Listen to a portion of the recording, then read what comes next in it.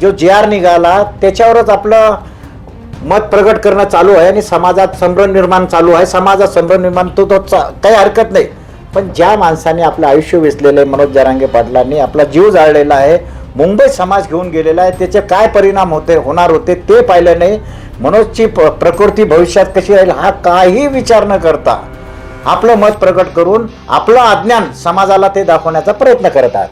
पण मात्र हे जे गॅजेटियर आहे त्या गॅजेटियरमध्ये फक्त लोकसंख्या किंवा त्या गावामध्ये जात न्याय जे आहेत, पण असं वंशावळ किंवा आडनावासहित असं काही नाही नोंद. हे पहा, ह्यात आपण काम करतोय, शिंदे समिती जी काम करते तशातल्याच लोकांचं मत आहे. आता शिंदे समिती काम करत असेल, तो तसा ढाचा असेल तर तो मनोज राऊत आम्ही का स्वीकारणार आहे? आम्ही अजून जाणार आहे सरकारकडे मनोज दादाच्या म्हणण्यानुसार आम्ही जाणार आहे. आम्ही आमचं म्हणणं मांडणार आहे तिथे की यात काहीतरी परंतु आहे, पण सगळंच खराब आहे असं आमचं म्हणणं नाही आहे.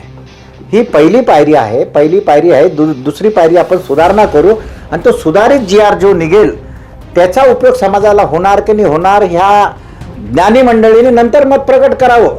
आज मला त्यांना आव्हान करायचं आहे जे आपलं मत प्रगट करतायत. मनोज जरांगे पाटील हॉस्पिटलला आहे. मी पण मनोज दादाच्या विरोधात फार बोललेलो. विरोधात म्हणजे काय, वैचारिक मतभेद आमचे, वैचारिक मतभेद भावाभावाचे असतात, घराघरात असतात, सामाजिक कार्यकर्त्याचे असू शकतात, ते आमचे आहे आणि ते आज भविष्यातही असू शकतात. पण मनातून जी खटुता आहे ती अजिबात नाही आहे. म्हणून आता आम्ही जाणार आहोत आणि आल्यानंतर आपण पाहूया काय होतं काय नाही त्या GR मध्ये.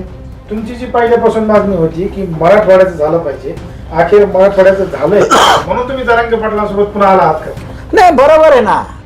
आता मी सुरुवातीला काय सांगितलं, सुप्रीम कोर्टाने मराठा आरक्षण नाकारलं तर मराठा आरक्षण मागणी करू शकत नाही आणि मनोजनीच मला पाठवलं होतं ना मुख्यमंत्र्याकडे. मग मी तिथं ती मराठा आरक्षणाची मागणी नाही केलेली आहे.